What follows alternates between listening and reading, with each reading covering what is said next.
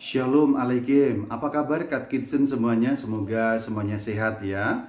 Hari-hari ini medsos kita dibanjiri dengan berbagai macam perbantahan, kontroversi, berita terkait dengan perkawinan anjing. Perkawinan anabul, perkawinan dogi. Diberitakan di sana sini, waduh, ada yang menghujat, ada yang mendukung segala macam. Bahkan juga ada yang mengata-ngatai pastor yang menikahkan katanya. Apakah benar gereja Katolik menikahkan dogi? Apakah benar gereja Katolik punya sakramen perkawinan anjing? Tidak ada. Pastor yang ada di video dan foto-foto yang beredar itu sudah memberikan penjelasan, sudah memberikan klarifikasi. Anda dapat menontonnya di beberapa channel yang terpercaya, misalnya BBC itu sudah ada, CNN sudah ada, di beberapa channel yang jurnalismenya dapat dipertanggungjawabkan Kat Kitchen. Jadi pastor itu menjelaskan adanya pet blessing. Kira-kira simpelnya adalah waktu itu dilakukan pet blessing, berkat untuk hewan atau binatang. Nah, kemudian beliau juga menjelaskan pet blessing tidak bertentangan dengan ajaran iman Katolik. Bahkan beliau menyebut bahwa di paroki Fransiskus Assisi di Tebet di Jakarta juga dilaksanakan pemberkatan animalia, hewan, setiap tanggal 4 Oktober yang bertepatan dengan perayaan Santo Fransiskus. Oke Kat Kitchen, saya nggak mau masuk ke polemiknya ya. Ada banyak pertanyaan yang masuk ke admin Katkit, dan karena HP kami sudah hampir meledak, maka ada baiknya Rama Bayu berbicara. Tapi Rama Bayu tidak akan masuk kepada polemik, penghujatan, menilai, judgmental ini dan itu, enggak.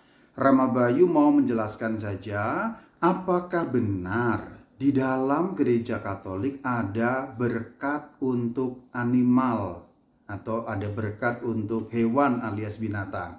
Jadi yang mau Rama Bayu sampaikan adalah katekese yang spesifik bicara mengenai apakah benar gereja Katolik punya berkat hewan. Benar jawabannya. Dan apa yang disampaikan pastor yang dalam foto dan video yang beredar itu benar. Gereja Katolik memang memiliki berkat untuk animal, berkat untuk animalia alias untuk hewan. Apa dasarnya? Saya punya satu buku, semoga terlihat. Buku ini berjudul Ibadat Berkat. Jadi semua yang akan saya sampaikan akan bersumber dari ibadat berkat ini. Ibadat Berkat adalah satu buku terjemahan dari bahasa Latin, yaitu buku De Benedictionibus. Maka sekarang saya sampaikan di bagian pengantar, langsung saya baca dari bukunya dan nanti saya beri komentar sana-sini untuk memperjelas konteksnya. Saya baca dari pengantar ya, nomor 1 dari halaman 5. Pengantar ini ditulis oleh Komisi Liturgi KWI Desember 1986. Demikian bunyinya. Buku De Benedictionibus yang diterbitkan oleh Kongregasi untuk Ibadat pada tanggal 31 Mei 1984 termasuk salah satu buku resmi untuk ibadat gereja Katolik dalam kurung Rituale Romanum. Buku ini merupakan buah dari usaha gereja Katolik untuk memperbaharui diri termasuk dalam kegiatan ibadatnya. Itu nomor 1. Jadi buku Ibadat Berkat ini adalah terjemahan dari versi bahasa Latin yang bernama De Benedictionibus. Harafiah berarti tentang berkat-berkat. Sekarang saya baca pada bagian nomor 2, masih pada pengantar ya. Sidang KWI 1985 menganjurkan kepada Komisi Liturgi KWI agar buku ini diterjemahkan dan dalam kurung disesuaikan sejauh perlu ke dalam bahasa Indonesia. Setelah bekerja sama dengan rekan-rekan yang masih menguasai bahasa Latin, buku tersebut telah selesai diindonesiakan. Komisi Liturgi KWI memang tidak mengindonesiakan buku tersebut secara harafiah, tetapi telah berusaha untuk menyesuaikan di sana-sini sejauh perlu dan bermanfaat bagi umat Katolik di Indonesia. Dan buku ini tentu ada nihil obstat dan imprimatur. Nihil obstat artinya tidak ada halangan, dalam arti tidak ada yang melanggar iman Katolik. Imprimatur boleh dicetak artinya. Itu nomor 1 dan nomor 2 pengantarnya. Nah, sekarang kita melihat pada bagian nomor 36. 36 itu ada di halaman 19 ya. Ini menjelaskan bagaimana penggunaan pakaian untuk imam, diakon, dan uskup. Jadi kalau mau melihat apakah romo tersebut memberkati dogi-dogi dengan alba, dengan stola hijau, saya lihat apakah benar, kita lihat dalam nomor 36. Halaman 19 dari buku Ibadat Berkat. Demikian bunyinya, imam dan diakon bila memimpin pemberkatan dalam bentuk upacara bersama umat, terutama di gereja atau secara lebih kurang meriah, hendaknya mengenakan alba dan stola. Jadi romo dalam foto dan dalam video tersebut benar beliau menggunakan alba dan stola. Alba dapat diganti superbly kalau ia memakai jubah. Belibet ya. Alba dapat diganti superbly kalau ia memakai jubah. Dalam perayaan lebih meriah dapat digunakan pluviale atau korkat. Nomor 37 bicara mengenai warna pakaian liturgi. Dikatakan hendaknya putih atau disesuaikan dengan pesta atau masa liturgi yang bersangkutan. Saya lihat romo dalam foto atau video itu menggunakan stola hijau. Sekarang warna hijau memang ya betul juga menurut buku Ibadat Berkat pada nomor yang ke-37. Sekarang kita langsung pada intinya ya. Apakah benar ada pemberkatan hewan, pemberkatan animalia? Ada. Kalau kita membuka buku Ibadat Berkat pada nomor 610 dan seterusnya, beberapa nomor, yaitu pada halaman 255 itu jelas sekali. Bab ke-19. Bab ke-19 dengan judul Pemberkatan ternak dan kandang. Lalu ada keterangan dalam bagian footnote atau bagian bawah dengan tambahan unsur kandang. Jadi maksudnya kandang itu tambahan dari KWI. Kalau dalam teks asli bahasa Latin De Benedictionibus tidak ada kandang, hanya ternak. Ternak itu yang dimaksud hewan peliharaan, ya. Artinya hewan peliharaan ya berarti termasuk dogi. Ya dogi, kambing, domba, biri-biri, sapi, kerbau. Itu merupakan hewan peliharaan. Ternak dalam arti hewan yang dipelihara oleh manusia. Dalam buku aslinya bahasa Latin pada nomor 721 sampai 744. Nah, sekarang dalam terjemahan bahasa Indonesia ya. Nomor 610 saya bacakan beberapa petunjuk yang umum sifatnya. Demikian bunyinya. Kebanyakan binatang menurut penyelenggaraan Allah Pencipta mengambil bagian dalam kehidupan manusia. Nah, ini penting digarisbawahi. Ada satu petunjuk. Kenapa kok gereja Katolik memberkati animalia atau hewan ternak atau hewan atau ternak? Karena menurut penyelenggaraan ilahi, hewan mengambil bagian dalam hidup manusia. Kalimat lanjutannya bagus. Entah karena membantu manusia dalam pekerjaan, entah karena memberi makan dan hiburan kepadanya. Jadi ada 3 hal. Membantu manusia dalam pekerjaan. Contoh pada masa kuno, sapi membantu, kerbau membajak sawah, lalu dan lain sebagainya. Saya tidak langsung terpikir, tapi sapi dan kerbau itu contoh membantu membajak sawah. Lalu dikatakan memberi makanan. Ya sapi juga, sapi perah memberi makanan. Kita bisa punya susu, punya keju. Dan yang ketiga, memberikan hiburan. Ini yang di dalam bahasa modern, bahasa Inggris disebut pet, hewan peliharaan yang untuk kesenangan, untuk hiburan. Yang paling umum dipelihara, yang paling umum saya katakan, dogi, anjing, dan kucing. Beberapa ada yang memelihara kucing gede ya. Kucing gede itu macan, tapi ya pada umumnya dogi. Dogi itu tidak sekedar ternak seperti yang lain-lain. Ini ternak khusus sebenarnya. Ternak dalam arti ya hewan yang sudah bisa dapat dikatakan punya relasi. Pernah punya dogi enggak? Aku pernah punya dogi loh. Namanya Tompo dan namanya Cocot. Nah, itu aku pernah punya dogi di situ. Kalau kita punya dogi dan kamu pernah punya dogi, bisa memahami relasinya. Jadi artinya keterangan dalam buku petunjuk itu pas sekali. Mengambil bagian dalam hidup manusia, salah satunya memberikan hiburan. Jadi anjing memberikan hiburan. Kalau lagi penat orang berdekatan dengan anjing, memeluk atau mengelus, itu terhibur. Selanjutnya, Masih dalam lanjutan nomor 610 ibadat berkat ya. Oleh karena itu tidak ada keberatan apabila orang mempertahankan suatu kebiasaan untuk mohon berkat Tuhan atas binatang-binatang dengan tempat di mana binatang itu dipelihara. Jadi tidak ada keberatan. Secara iman tidak ada keberatan. Karena apa? Kalimat yang di awal. Penyelenggaraan Tuhan itu menetapkan ya binatang itu erat hubungannya dalam hidup manusia. Memberi makan, membantu, memberi hiburan. Jadi tidak ada keberatan kalau ada permohonan berkat atas binatang. Upacara itu lanjutannya dapat dilakukan pada suatu kesempatan tertentu, misalnya pada pesta salah seorang santo santa. Nah, di dalam kebiasaan memang 4 Oktober itu perayaan Santo Fransiskus Assisi yang suka dengan binatang, suka dengan alam. Maka berkat binatang pada tanggal perayaan Santo Fransiskus dari Assisi pas sekali. Menurut ibadat berkat 610. Jadi clear ya. Lanjutannya 611. Upacara ini dapat dipimpin oleh imam, diakon atau awam.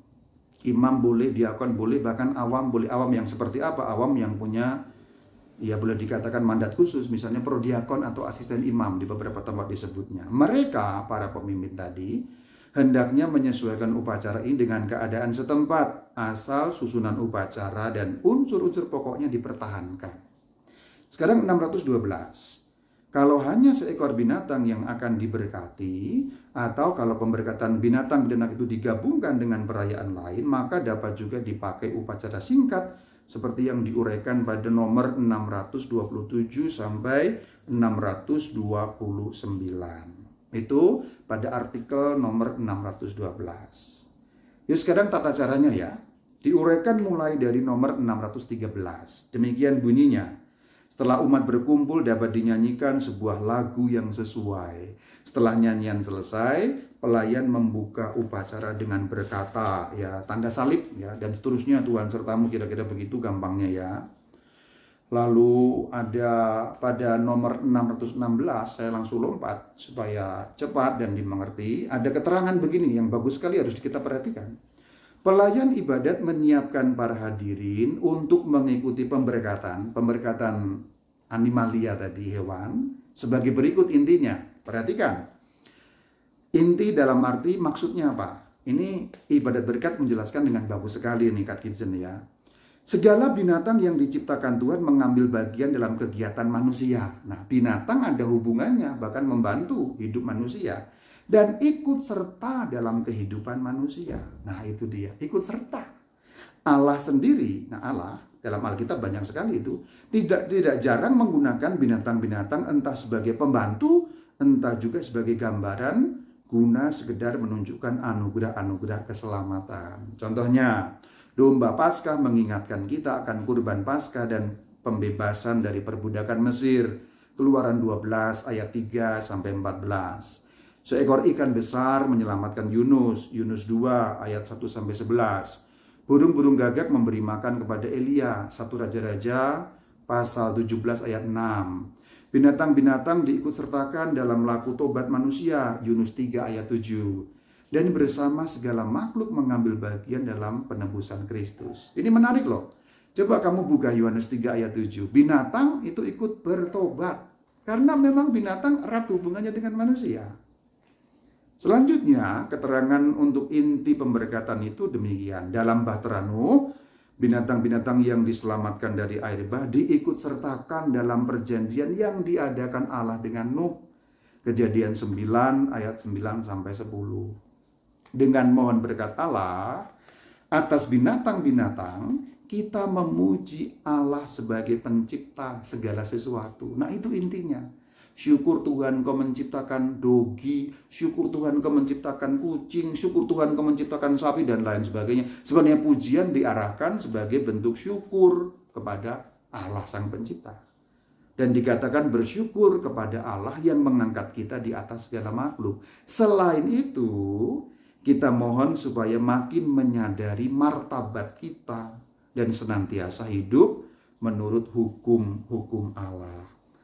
Nah, begitu saudara-saudari, kalau kita melihat pada artikel 616 dari buku Ibadat Berkat ini, jelas sekali inti-intinya. Yang menarik catatan garis bawahi ya, binatang diikut sertakan dalam pertobatan, Yunus 3 ayat 7. Binatang diikut sertakan dalam perjanjian Allah dengan Nuh, Kejadian 9 ayat 9 dan 10. Jadi memang binatang erat sekali dengan manusia. Sekarang nomor 617 itu mengenai pilihan-pilihan bacaan. Kejadian 1 ayat 1, ayat 20 sampai 29 mengenai berkuasa atas segala makhluk. Kejadian 2 ayat 19 sampai 20, Kejadian 6 ayat 17 sampai 23, Yesaya 11 ayat 6 sampai 10 dikatakan tidak ada yang berbuat jahat yang berlaku busuk di seluruh gunungku yang kudus, yang digambarkan anak kecil bermain oral tedung dan seterusnya itu loh. Nah itu saudara-saudari. Masih ada beberapa poin lagi mengenai mazmurnya, doa permohonan dan seterusnya, tapi saya lewatkan langsung pada doa pemberkatannya. Nah doa pemberkatannya ada di dalam nomor 621. Doa pemberkatan. Saya bacakan aja ya bunyinya ya, supaya kamu langsung paham hubungan-hubungan makna tadi dengan teks liturginya. 621 ibadat berkat demikian.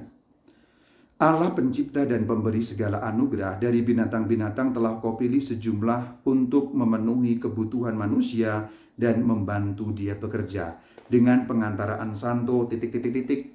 Nah ini dapat diisi dengan pengantaraan Santo Fransiskus Asisi yang 4 Oktober yang sangat suka binatang, yang diceritakan juga di paroki Tebet, itu diadakan setiap tahun. Dengan pengantaraan Santo Fransiskus Asisi kami mohon dengan rendah hati, buatlah supaya segala yang diperlukan untuk memelihara kehidupan manusia dapat kami gunakan dengan baik dalam Kristus Tuhan dan pengantara kami. Terus diberkati animalianya. Dalam hal ini kalau dogi ya kemudian diberkati doginya. Dikatakan supaya membantu memelihara kehidupan manusia. Apakah dogi memelihara kehidupan manusia? Ya kalau untuk pemeliharanya iya. Bagikan sahabat bahkan. Kamu kalau punya dogi ngertilah intinya. Ya tadi yang disebut sebagai hiburan. Lalu ada pilihan doa yang lain dalam 622. Tapi oke lah, nggak usah saya baca. Itu nanti kamu dapat baca sendiri kalau menemukan buku ibadat berkat. Lalu 624 sekarang ya. Nah 624 itu dikatakan pelayan ibadat, berarti boleh romo, boleh diakon, imam, ya presbiter, diakon, atau awam khusus yaitu Pak Prodiakon contohnya, dapat memerciki dengan air suci. Jadi doginya diperciki dengan air suci, kalau sapi ya sapinya, kalau kucing ya kucingnya gitu, kalau iguana ya iguananya. Artinya kalau kamu melihat dalam foto, dalam video yang dilakukan oleh romo itu nggak ada yang salah. Dan romo itu juga sudah membuat klarifikasi jelas, itu pet blessing. Pet blessing terdapat di mana? Dalam buku De Benedictionibus. Tidak ada persoalan dengan itu.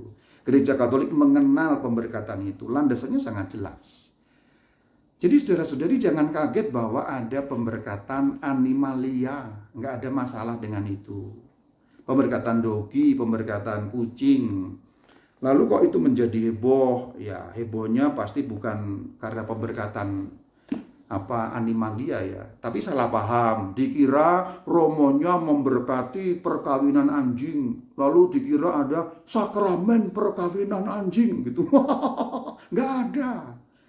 Ya bahwa kemudian ada lucu-lucuan dalam arti pemiliknya mengawinkan itu soal lain. Saya tidak akan masuk ke ranah itu karena memang juga bukan ranah saya. Ada yang protes soal biayanya sekian ratus juta. Ya saya juga tidak akan masuk ranah itu. Karena namanya soal biaya mahal murah juga sangat relatif ya.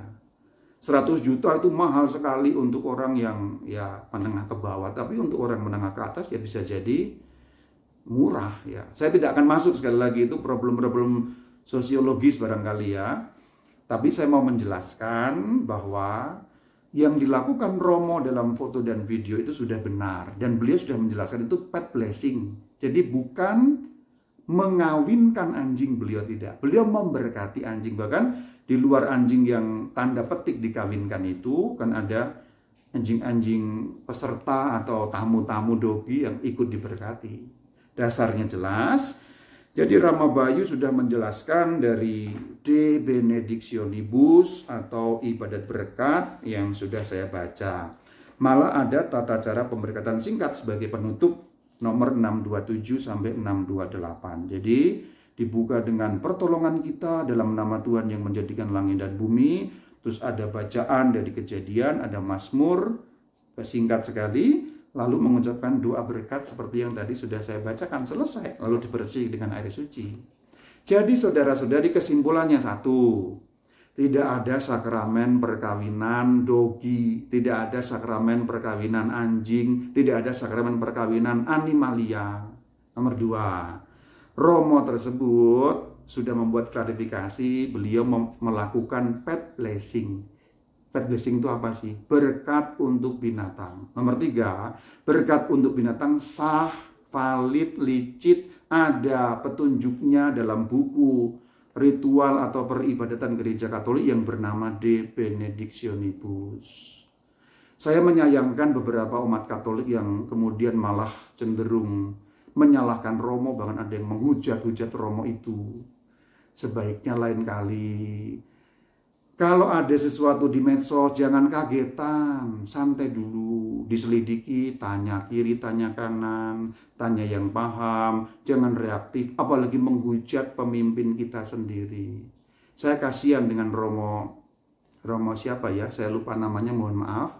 Ya Romo itu, saya juga simpati, beliau kasihan, dihujat, Romo kok, waduh kasar-kasar, bahkan beberapa orang Katolik pun bersikap kasar. Jangan demikian. Katekisen cerdaslah bermedsos, cerdas juga beriman. Jadi bermedsos itu pakai pikiran, pakai otak. Ya. Beriman juga pakai otak, pakai pikiran, diteliti ya. Jangan gabrak gerubuk, nabrak-nabrak nggak jelas. Demikian penjelasan Rama Bayu, saya tidak akan membela ini dan itu, menyalahkan juga tidak. Urusan mahal, urusan sekarang juga ada yang budaya Jawa dilecehkan, saya tidak akan masuk ranah itu. Aku sebagai seorang presbiter, imam, romo, pastor, rama, hanya menjelaskan sebagai sebuah katekese, dasarnya jelas, bukunya ada, kitabnya ada, bahwa pet blessing, pemberkatan animalia alias hewan alias binatang, sah, valid, dan licit. Demikian konten suplemen. Shalom Alaikum. Dadah.